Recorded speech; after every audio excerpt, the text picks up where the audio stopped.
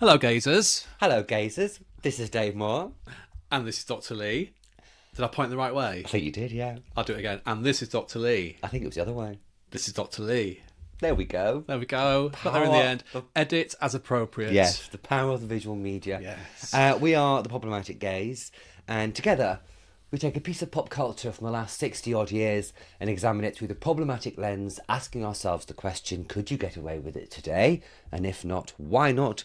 And what does that say about society and culture then and now? And before we take a deep dive into our chosen topic, we'll look at the news events of the year, we'll look at the TV landscape and the pop charts, just to put our chosen topic and the year into context. So how are you? Very good. There's no chocolate today. No You're pleased to chocolate hear. after No Snickersgate chocolate. last week. I can't do anything, mate. No Snickers, no double deckers. No. I'm just not allowed to touch anything. I have just had a chocolate chip cookie. One rule, two tier, Dave. That's what it is, isn't it? Aye. One rule for him, another rule for everybody else. I see how it works. I'm head of tech, you see. I can accentuate my voice if I need to. It's true. You can. Yes. You can. So this week we are turning our attention to something a little bit risque. A little bit risque. A bit saucy. I think it's the most saucy thing we've ever seen, actually. I think it is. Yeah, It's kind of like on a par with Madonna's Justify My Love. Yes, and Carry On Girls. Yeah. Yes, it is. We do like a bit of sauce here. Bit of We are the sauce. problematic gays, so Yes. we should be dissecting that. So we're dissecting the secret diary of a call girl. First broadcast in 2007. The episode we're looking at was broadcast on the 27th of September 2007. What is your relationship with the secret diary of a call girl? I'd never seen it. It's something that completely passed me by, didn't really appeal to me, so therefore I didn't watch it. What about you? The same, exactly the same. Never saw it. I knew of it because it was quite a coarse celeb at the time, mainly because I think it was Billie Piper with very little clothes on. Yes. And it never really appealed. I was quite interested, but not interested enough to actually watch it because I had a lot of preconceptions about it was being a bit trite. It was a bit blah, blah, blah. But anyway, we shall see Yes. whether those preconceptions turn out to be true or not. Yes, before we go any further, I should Yes. just say we had a lot of gazer reaction to the war games that we watched last week, back Yes. from 1965. Very sorry about that, everybody. I hope you've all recovered from the talk of nuclear annihilation Yes. and everything. So we thought we'd just brighten up the airwaves and the The YouTube visual, waves yes. by talking about something a little bit lighter and frothier. Or Yes. is it? Indeed. Yes, exactly. And also, before we go any further, if you like Problematic Gaze, please hit that like. Please hit that like and subscribe button. Yes. God, that was easy to say, wasn't it? Well, yeah. It's that chocolate cookie. Yeah. You see? Vindicated. That's why you shouldn't have meat chocolate before you. Yeah, is it clagging? Clogs your vocal cords, you see. Clagged up at the back, Yes. is it? That'll learn you. Affects your diction. So we did that. Was saucy. Yeah. The sauciness levels. And are- also, just while I've cleared the phlegm from the back of my throat, we are an independent podcast. We do everything ourselves. So your liking and subscribing us really helps to spread the word of the Problematic Gaze, because we haven't got a marketing budget. We haven't got a budget. No. We haven't got a budget. But if you're watching us for the first time, we are Radio Times reviewed, Yes, we are. Independent reviewed, Yes, we are. Podcast Rex reviewed. Yes, we are. Yes, it's going well. Okay, well. So you could leave a review as well. Thank you. Absolutely. Please do. Should we cross over to the news desk and discover some of the events? The Trevor McDonald's are on standby, I see. They're on. And see what's happening in the UK in the year 2007. Let's go to the news desk.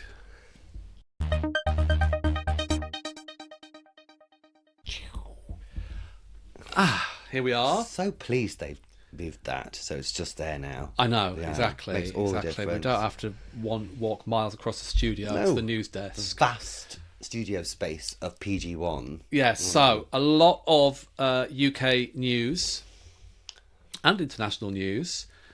Or is it just UK news? Well, this is UK news. Oh, a little bit of international news towards the end. Tell Yes. you what, I'll stop reading this and then Yes, just go with the first thing. Just do the first I'll one. just do it. Okay, so quite serious news this. On the 3rd of May 2007, 3-year-old Madeleine McCann goes missing from a holiday resort in Praia da Luz, Portugal, sparking global media attention and ongoing investigations. Now, this was Huge news, wasn't it? This poor little girl, God, yeah. sadly, still not found. Yeah. People accusing the parents. Well, this is the first kind of pylon, isn't it, that we get Yes. in the kind of modern social media age when everybody's got an opinion. There's all these stories flying around about the parents' involvement. I remember I was with that journalist at the time, and she, with all seriousness, and I probably got it from, I think, the Times or the Telegraph, had said, well, they found traces in the back of the car that absolutely proves that she was in the parents' boot of the car. All of it turned out to be bollocks. They didn't even have any. They didn't even have a test that was sufficient at the time to be able to determine that. But it just shows this speculation just took off, didn't it? And all because it sells papers. Absolutely. But I was reminded of that poor woman who drowned walking her dog. Do you remember? Yes. Yeah, before last. And suddenly everybody's a detective and everybody's got an opinion and everybody's got pointing the finger at somebody. It also showed that whole thing about Madeleine McCann's parents not reacting in a certain way they were supposed to, and that become more of a thing as well. People are lying because they're not as grief stricken or as and this just all kind of starts here, doesn't it? This, and also it's every single mannerism now yes, is scrutinised, and none more so than Meghan Markle. And there was an article in the Daily Mail today about the way when they were on the balcony together in happier times for them, the way that Meghan Markle looked at Charlotte, Princess Charlotte, and what that denoted and what that said about Meghan Markle's state of mind or attitude towards Charlotte and the Prince and Princess of Wales. So, and it's a look. Well, and it's not even a look. It's a snapshot of a look at the moment. So it's not even a look. It's a tiny piece of a look. Where she could have been doing a look like that. She could have been thinking, "Oh God, my fucking feet are killing me." But it's just ridiculous, isn't it? And used as an agenda. So but I mean, it just sounds like every bit of news stems from just something minute and ridiculous and spun. Yes. And like you say, this was, Madeleine McCann's parents. They've just, regardless of what you think about the situation of how she disappeared, were just scrutinised, weren't they? And on top of losing your daughter, you've got all that as well. Yeah. And there are still people who think they were involved somehow. Yeah. That'll never leave them, I suspect. No. Until the girl's found. Well, even then. Ghastly. Okay. Ghastly. Also, on the 3rd of May, the Scottish National Party win the Holyrood election and forms its first minority government under Alex Salmond. So we've talked a bit about devolution of Scotland and Wales, and here it is in action. Scotland gets its own parliament for the first time in a long time. Good, to which I say. Absolutely. Yeah. Why not? Okay, on the 27th of June... This feels like a lifetime ago now. Gordon Brown succeeds Tony Blair as Prime Minister after leading the Treasury for 10 years. So, Gordon Brown... Yeah, gosh. I mean... Tensions between Gordon Brown and Tony Blair. Yeah. Tony Blair ousted, all that kind of thing. And then do you remember when Gordon Brown had that meeting with that woman... and got in the car and his mic was still on, hot mic, talking about scrutinising everything and... What did he say? That stupid woman. Dreadful woman. Yeah, racist. She called her racist or something, didn't he? But it was just... Yeah. Happier times. It just seemed simpler then, didn't it? Yeah. And of course he's going to... The year after, we're going to get the financial crash again, aren't we? Yeah. Which is a little portend at the end of the year coming. And he, by all accounts, manages to avert complete disaster for the country, but doesn't get any credit for it. No. My journalist friend, the same one again... went to a Downing Street lunch organised by his wife, Sarah, and because he's got this reputation of being dour, not particularly interesting, dull, isn't he? And he came in and entertained this room of like 12 hard-bitten female journalists and said he was one of the funniest, most charismatic guys she's ever met. Yeah. When she came out, she's like, I fucking love Gordon Brown. Well, there are some prime ministers who have to rely on their charisma. Yes, because they've got fuck all else. And their personality. Boris. Boris.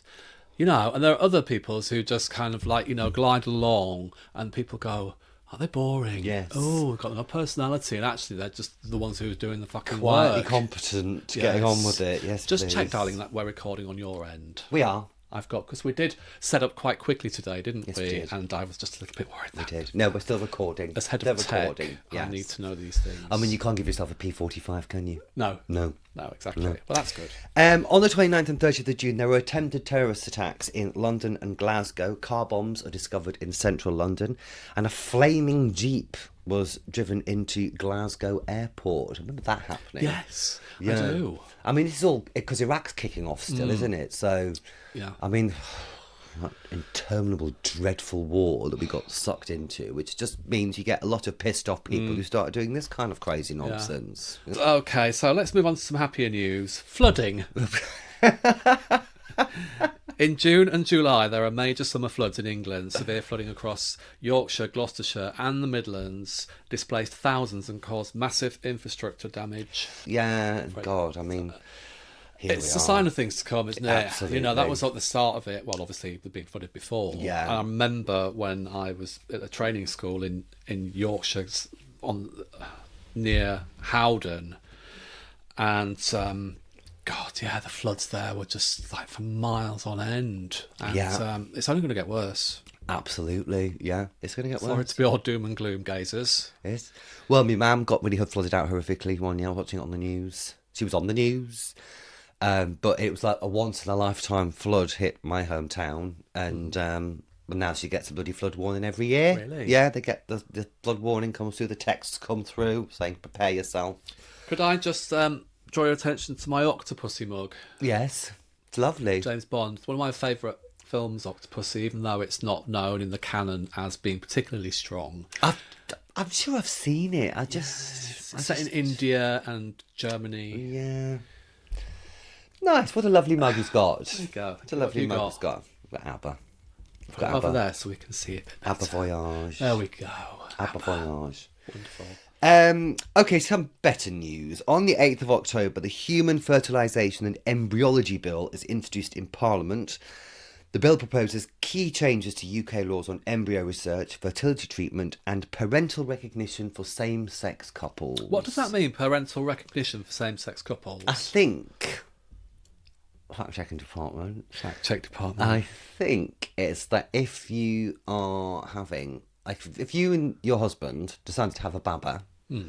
and you use like an embryo or a surrogate mother, you'd both get recognised as the parents of the baba. Yeah. Is Okay. what I think. Okay. Yeah. Crashing on. Okay. So the impending financial doom looms large here. In September, Northern Rock Bank runs. The Northern Rock Bank run begins.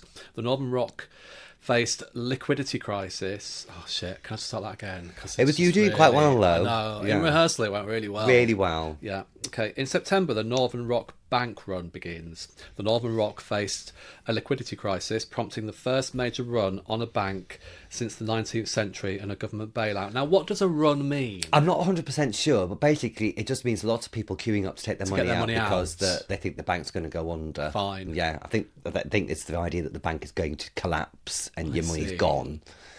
And obviously this is, as you say, this is the start of the year after we're going to get this huge financial crisis when suddenly the banks will be bailed out once again by taxpayer money. You know? But it's all the immigrants' fault. Of course it is. Yeah.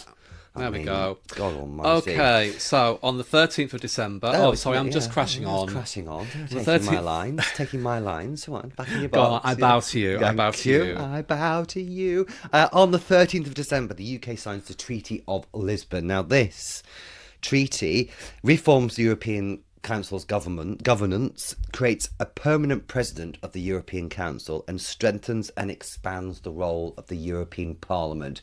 It will fuel the oncoming Brexit debates, which are going to start happening, and kind of for a lot of people who panic about the EU, this was like the EU consolidating its power and becoming like a federal state and United States of Europe, etc., etc. Delete as applicable which nonsense argument you want to subscribe to, but it's right here. Exactly. And this was the start of us not being able to buy straight bananas.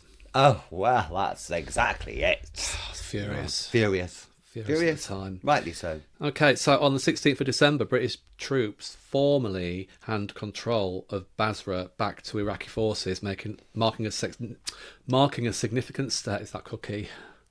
It's that cookie, that claggy cookies at the back of your throat, isn't it?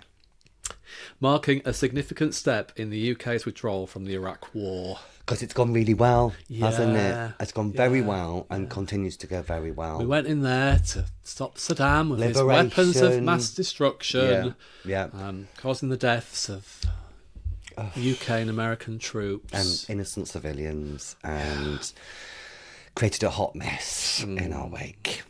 Good. So, 2007, do you think running forward to round off the news desk, we might have to have and finally a little fluffy cat gets rescued from a tree or something? I think we probably should, yeah.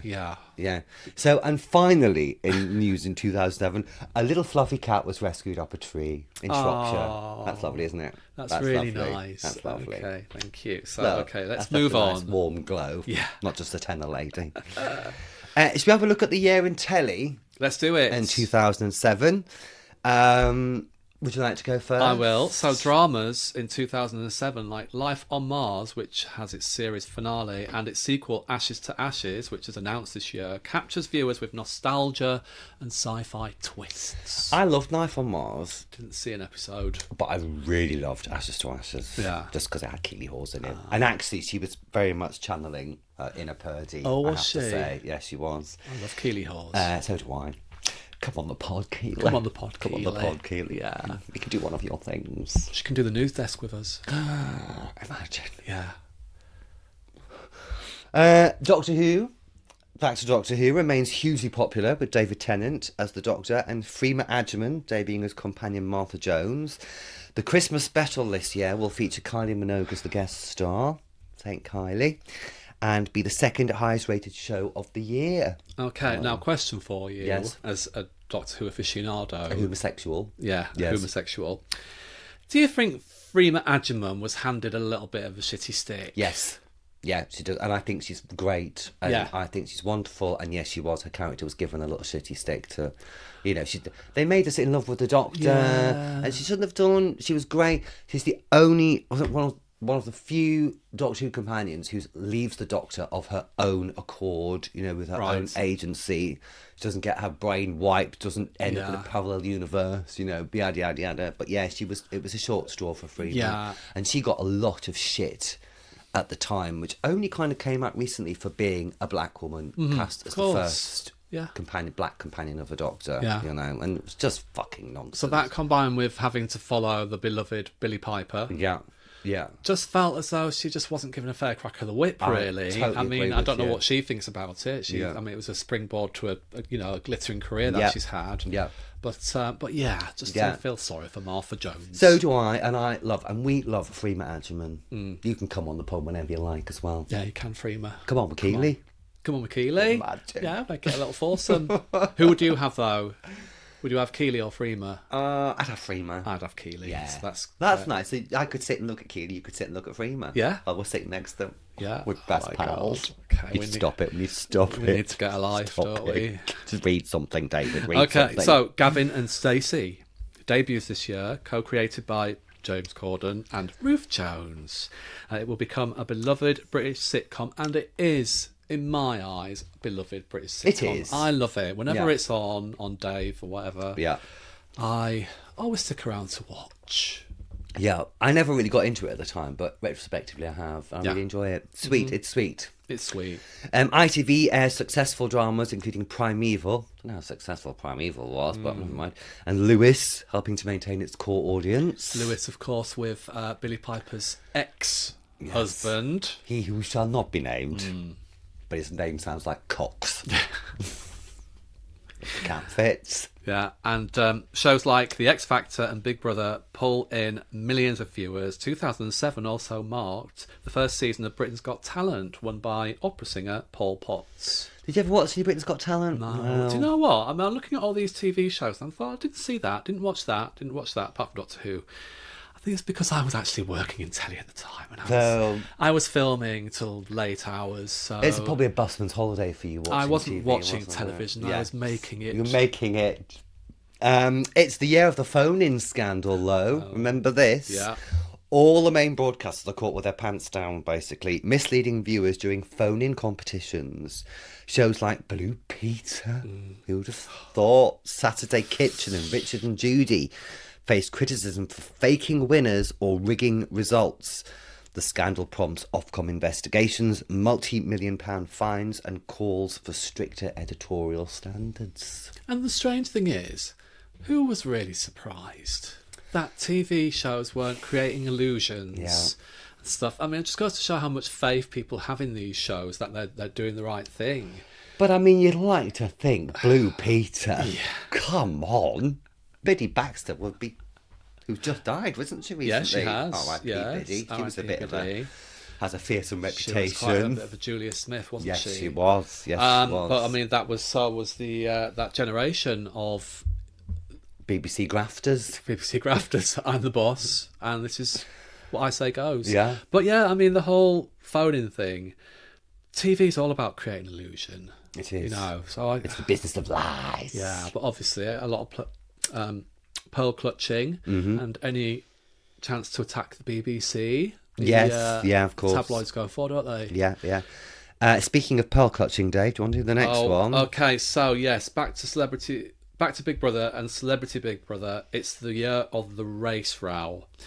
Thousands of complaints after accusations of racist bullying directed at Bollywood actress Shilpa Shetty, primarily by Jade Goody and other housemates. The incident caused public outcry, parliamentary discussion, and damaged Channel 4's reputation, especially around diversity and regulation. It was pretty ghastly, wasn't it? It was awful. And then becomes an international story as well when, you know, India complains and Gordon Brown's on the trip over there and has to comment on it and stuff and talk about, because by this stage Britain has convinced itself that it's a country at ease with immigration, with race relations. You know, we've talked before about the kind of optimism of the early noughties and the noughties in general, how it feels like we're in quite a good place. So this felt really kind of scuzzy and tawdry and just disappointing. It was disappointing, but also still providing entertainment. Yeah. I mean,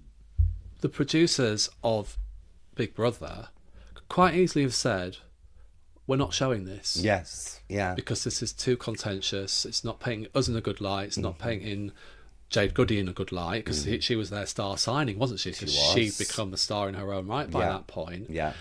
Let's have words with them and pull them out. Yeah. I think it was because it wasn't just one incident, it was a series of incidents, and it kind of grew, and they'd already started let the genie out of the bottle by showing one slightly racist, well, not slightly racist, racist comment. And then it kind of just snowballed from there. And I suppose there's still also a little hint of finding our way as a country as to what was acceptable and what could be said, you know, and of course that leans into the argument, oh well, you can't say anything these days, you know, which actually, if you're being a racist twat, no, you can't. You know, end of. There's no discussion here. Find a different podcast. Exactly. Kind of thing. It was all very left a horrible taste in your mouth. And I think that was kind of like mark the death knell for Celebrity Big Brother on Channel 4, which became just such a hot, contentious potato. Yes. And Shilpa Shetty now does lovely yoga videos on YouTube. Does she? Yes, she does. Oh. Yes, I did one of hers the other day. It was very nice. I might go into Shilpa Shetty. That's a bit of support for Shilpa. I do like me yoga. Digital TV continues to expand. Now, new televisions being produced use digital as the default settings. And in July, BBC iPlayer gets a beta launch. Don't know what that means. Revolutionising how audiences access TV, and viewers increasingly watch content online, laying the groundwork for the streaming boom of the 2010s. iPlayer is one of the biggest platforms in the world, I think, isn't it? It's huge. Yes. Huge. Yeah, it is. It's great. I love iPlayer. Yeah. Some of the back catalogue on it as well. Yeah. Yes. Okay, well, that was the TV news of 2007. Indeed. Should we have a look at the top 40 of the top 20 of the music charts. This is for the week of the 23rd of September 2007. Confidence in this? Not huge. No, I have a feeling of the same. I'm just Yeah. I peaked at this point. I was losing interest. Didn't listen to the charts anymore. No, not for a good few years. Yeah, and yeah. You know, I think the only time we'd ever hear all this is on the radio. Yeah. Well, let's have a look. So, number 20, Don't Mess With My Man, Booty Love.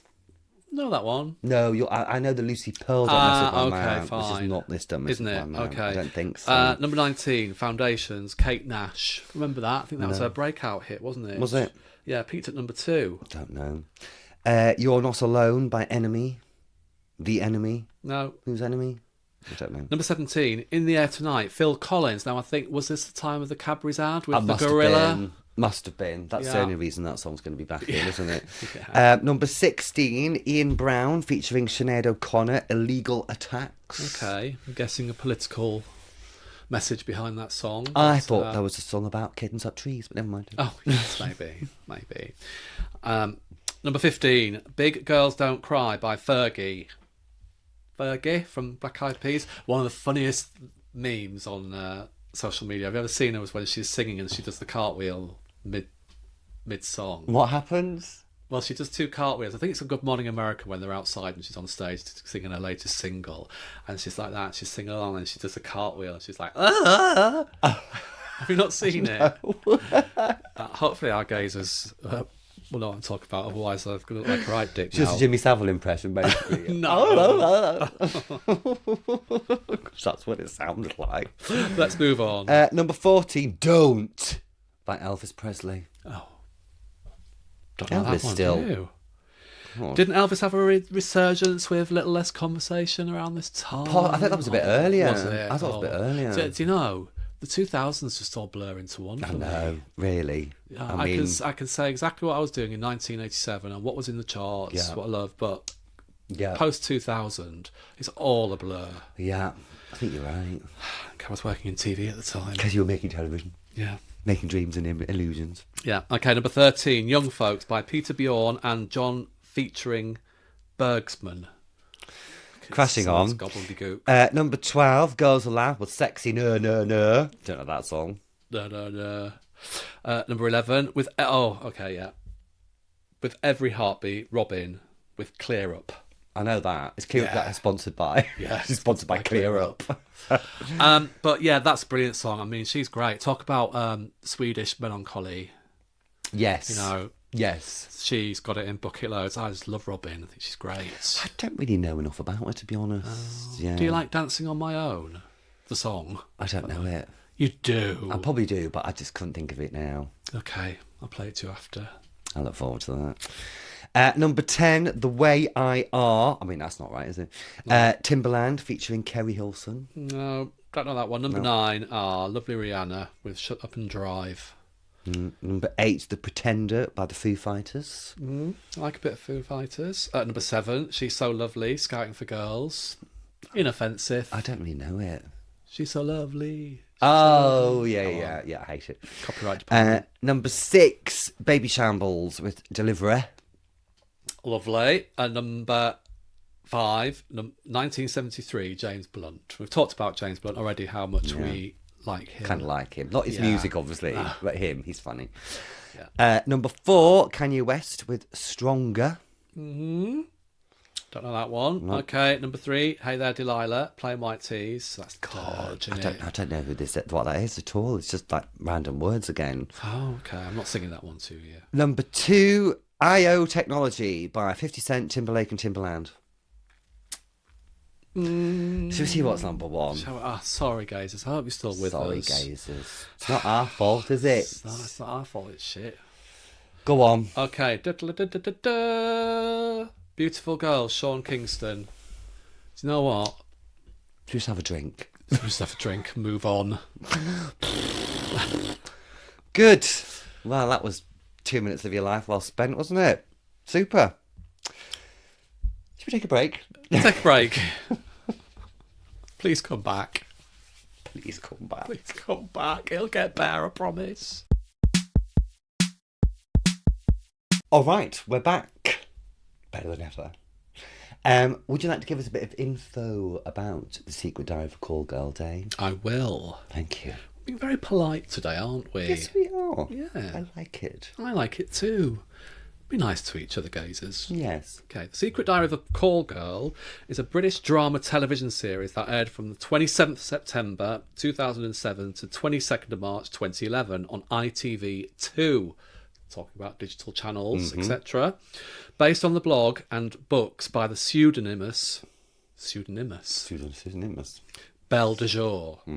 It stars Billie Piper as Belle, a high-end call girl in London. The series was written by Lucy Prebble, who is also the author of the plays The Sugar Syndrome and Enron, and the series has been compared to Sex and the City by many critics, mainly due to its humorous approach to sex. And that's it, Right. in a nutshell. Shall I give you a synopsis of this episode? Do it. So this is episode 1 we watched. Probably the best place to jump on.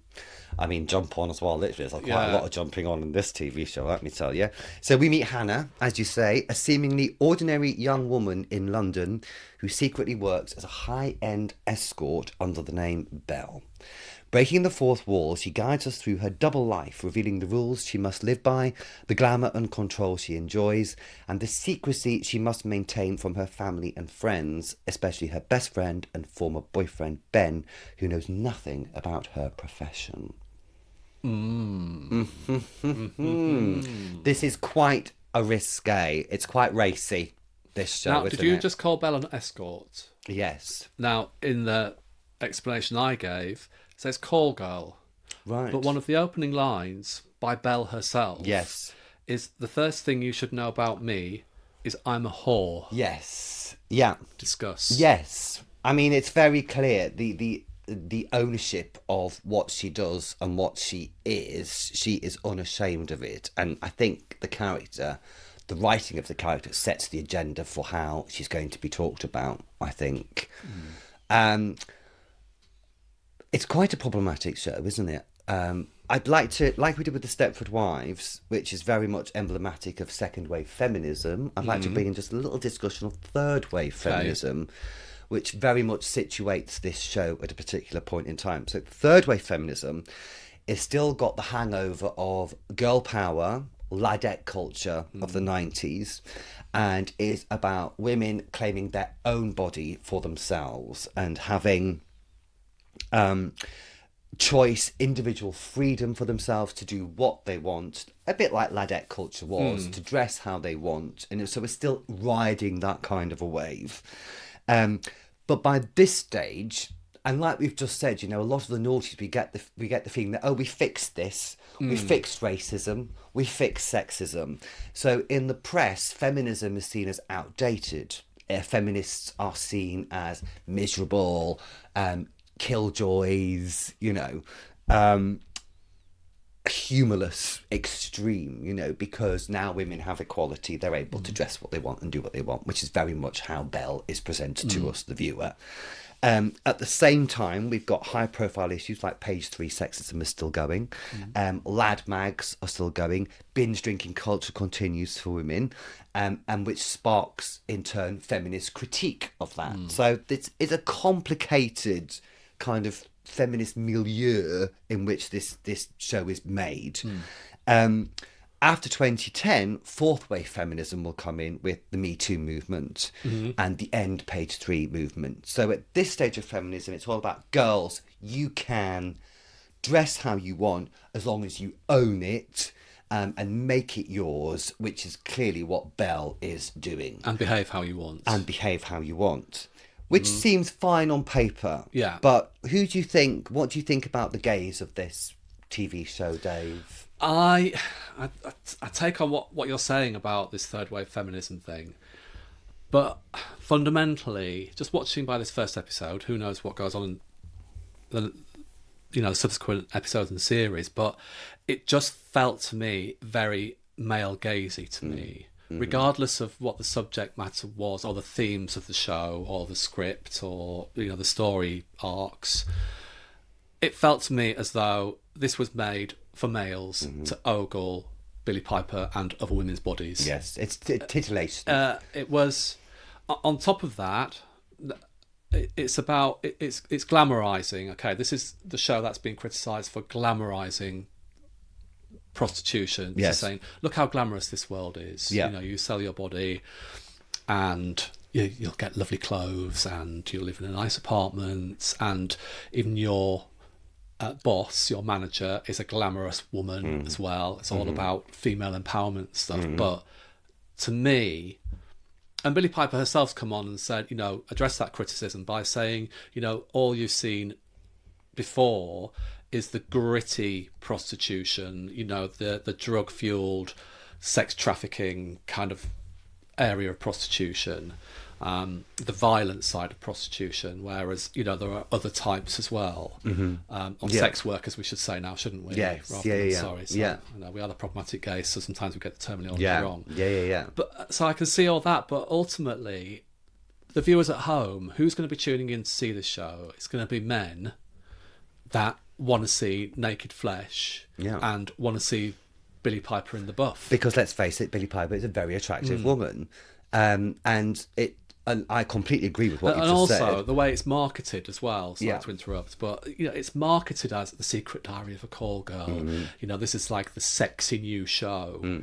La la la. So it's not saying this is kind of like a really kind of intelligent look on the world of high class escorts and stuff. It's on ITV2 starring Billie Piper. Sexy Billie Piper, and there's going to be loads of female flesh for you to watch. And also, because they're trying to push ITV2, as we've talked about the digital expansion now. So what better way to increase your channel's profile by having a show which has got Billie Piper in it, as you say, in various states of undress, being naughty, dirty, sexy, risque, racy, of course it's there to get bums on seats. So you're right. The criticism have been that it does glamorise kind of sex work, but there's other people who said actually it's good to have a positive, expression of sex work, because sex work historically, as you say, has tended to follow familiar tropes. You get the fallen woman, or the victim of sex work, whose story often ends in tragedy. Well, that's Nancy in Oliver, or you get the sex worker with the heart of gold. Yeah, pretty woman, or you get the sex worker who's there for comic relief, or just to kind of prop up a seedy backdrop. So they tended to have been the representations of sex work up until that point. So I can see the argument for actually this is a positive portrayal, but it felt a little bit tawdry. I think if that was their intention, it could have been shot stylistically a very different way. You didn't, you could still tell the same story, but not see all that flesh on display. Or I think it would be done. There'd be parity between what parts of the male body and the female body you see. Like if it was made today, I think you'd see just as much willies as you saw. Actually, to be fair to Billie, you never see. She's always got a bra and pants on at least, and the men tend to be more undressed, but. Again, it's all just a little bit. I mean, we see her give blowjobs twice, I think, in this first 20-odd minutes, I mean, and fair enough. She says, I love sex and I love money. And she says, and I enjoy the sex. Yeah. So she's got agency. She's not being forced into this. She's very much in control of this, which is a nice kind of refreshing thing to see. But also, I'd just counter that by saying... Yeah, it is celebrating this woman who has agency over her own body and who enjoys the sex.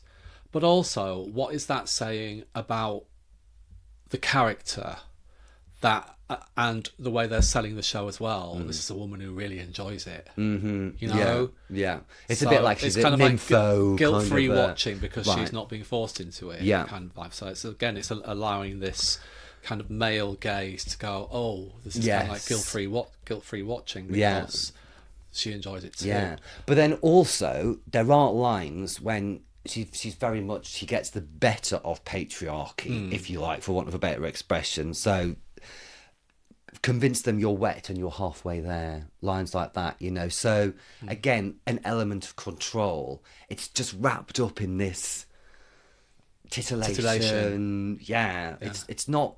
I don't think it feels honest in its depiction of what it's trying to do, I don't think. No. You know. And we should say just at this point that this is kind of the secret diary of a call girl by Belle de Jour was a woman who actually existed, and you know this is kind of her autobiography of you know, while she was paying away for university, and has since become a kind of prominent academic. Yes. I think between 2004 and 2003, 2004, she became an escort, right, to fund her studies. Right. So it is a kind of based on a true story. Right.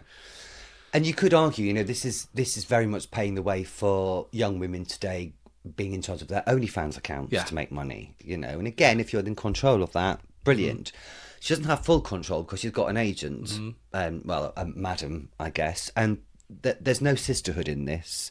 No. So there's a scene where Sherry Lungi, who plays the madam, is meeting Belle and 2 other girls or 3 other girls. Yes. Yeah. And they are in competition with each other. They're not supportive of each other. They don't like each other. They're catty and bitchy. You know, typical tropes of how women should or represented to behave around each other. Yeah. And it is a snapshot of a particular time because they talk about their pics on the internet and that they wanted their faces to be pixelated again, which speaks of that kind of pre-social media innocence, I suppose. You know, we haven't quite got to the Instagrams or the Snapchats of today, you know, which an impossibility to have an image pixelated and that's it. So it does cite it in a certain time, doesn't it? But also in this scene, when they're talking around the table with their, what do you call her, madam? Yeah. And they're talking about, you know, their faces being on the internet. You talk all this talk about Belle being unashamed of what she does and having agency over her own body and everything. She does say in this that I couldn't bear it if my parents found out. So they're already into kind of introducing that element of shame that Belle should have. Hannah should have about herself and what she does. Yeah, absolutely. And the danger for her is if she meets somebody she likes, isn't it? So there's a degree of she doesn't allow herself to like the men who she has to have sex with, which again speaks to the kind of murkiness of, it's not something you're really enjoying, is it? Yeah. If you have to force yourself not to like them when liking them could be the thing that stops you working. So it's a little bit.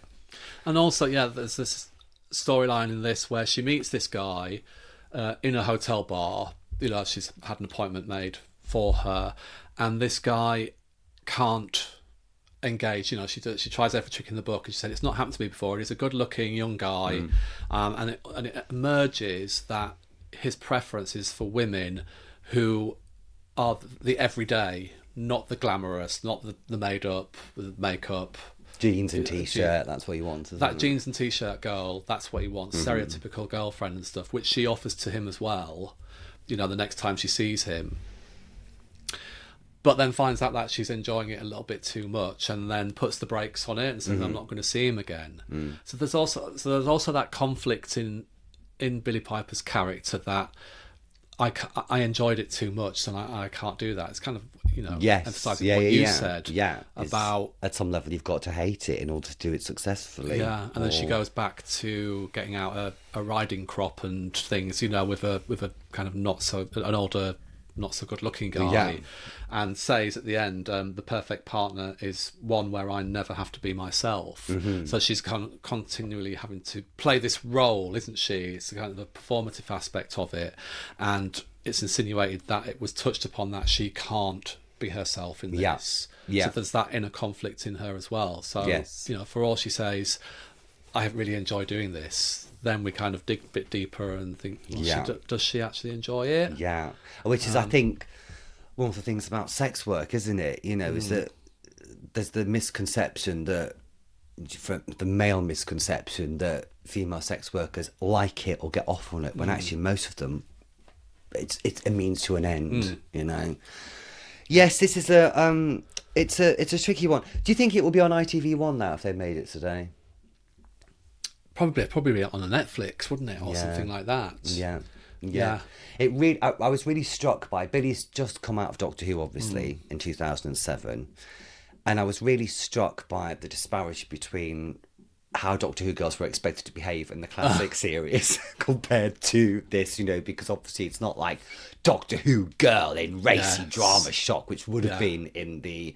Look at Katie Manning when she posed naked with a Dalek. I know. Well, I mean, even Carol Ann Ford, Susan, the very first companion, one of the first roles she takes after leaving Doctor Who is a streetwalker and is crucified in the press for it. It never works again.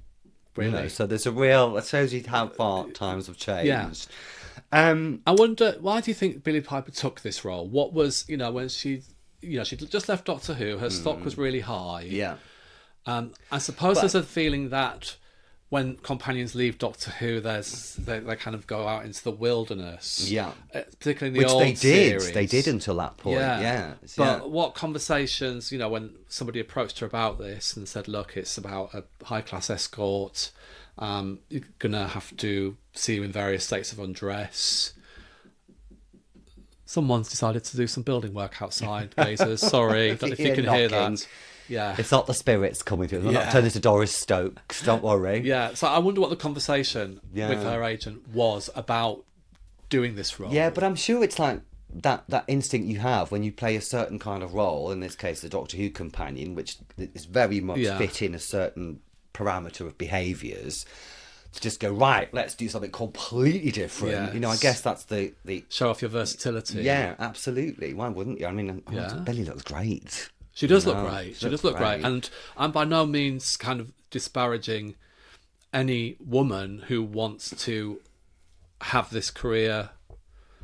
And also, the OnlyFans girls as well. I just think, good luck to you. You're completely taking ownership of it and you're making all the money. There's no man involved to take their share or to exploit you and everything. And I think it's brilliant. Yeah.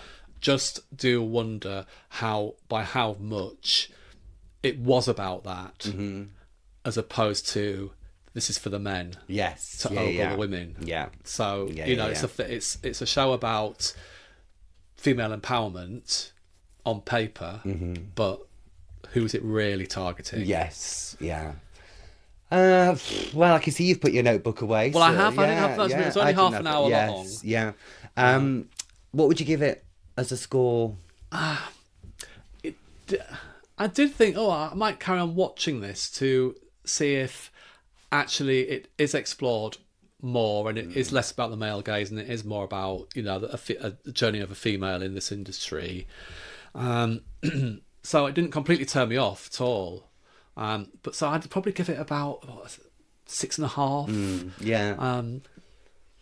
Stirrups, riding stirrups out of 10. Yes, yeah. I'd probably give it. I was thinking 7 lacy panties out of 10, because I was intrigued to see where it would go. Yeah, and I thought the performances were great, and I know there's a lot of. I know Matt Smith is going to appear in later down the line as one of her clients, which is another nice little Doctor Who crossover. Yeah. But I was just a little bit. It would have got higher had it not been for the elements we've discussed. The fact that it tries to have its cake and eat it. Yes, exactly. That's exactly right. And I read one of the elements I really did like is, which we hadn't talked about, is its representation of London. Yeah, because there were some really, really nice shots of London. Westbourne Grove, my old manor around there. Yeah, I loved all that. And one of her opening lines is she likes the anonymity of London. Yes. And actually, I've been in London 5 years by that point. Right. And it was the London that I remember. Not that London's changed significantly at all. Lawless London. Yeah. Lawless London. Yeah.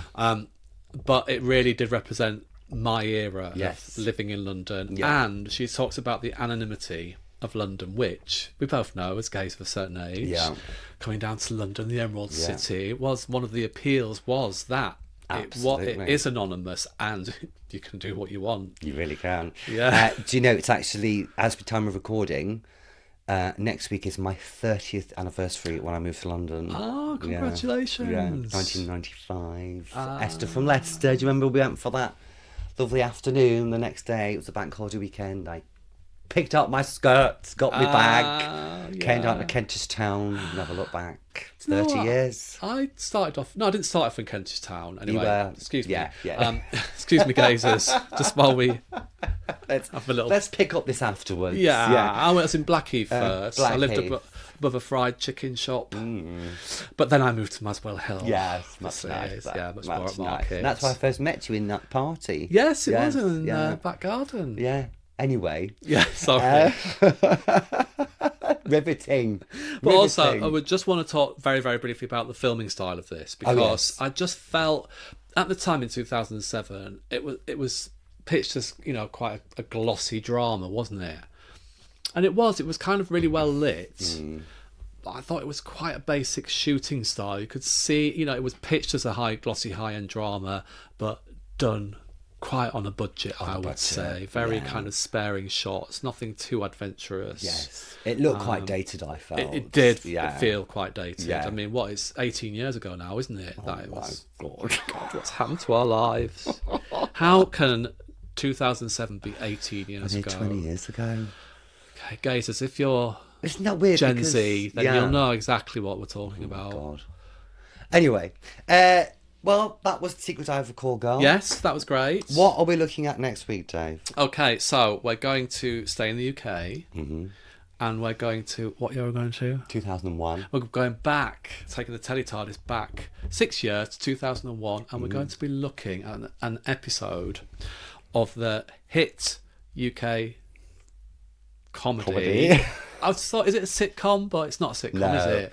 No. Yeah, it's comedy drama. Yeah. The Office. The Office. With Ricky Gervais, Mackenzie Crook, all Martin Freeman, Yeah. etc. Yes. So yeah, huge, massive hit at the time, and continues to be well beloved Yes. of Yeah. many a UK resident. Yes, I haven't seen it since it was broadcast, so I'm looking forward to that. Yeah, I am too. In the meantime, do like and subscribe. Follow us on our socials at PodcastGaze on Instagram and TikTok. We post fun things all the time. Yes. Subscribe to our YouTube channel if you're watching on YouTube, down below. I always want to do that, down below. Oh, yes, Yeah, down below. Bell Yeah. thing. Do that. Yeah. Somewhere here. That. Here. Yeah. Send us an email if you feel like it. We love hearing from you. We really value your support, so thank you ever so much. So, Right. Dr. Lee, what are you about to go and do now? Well, I'm going to try and find my old riding saddle because you never know when it's going to come in useful, Dave. What are you doing? I'm going to go and meet Sherry Longy Oh, nice. Yeah. For a little lunch. for a nice little light lunch. Working and then, lunch. You know, get me appointments for the week. Jolly good. And on that bombshell, au reservoir. Au reservoir.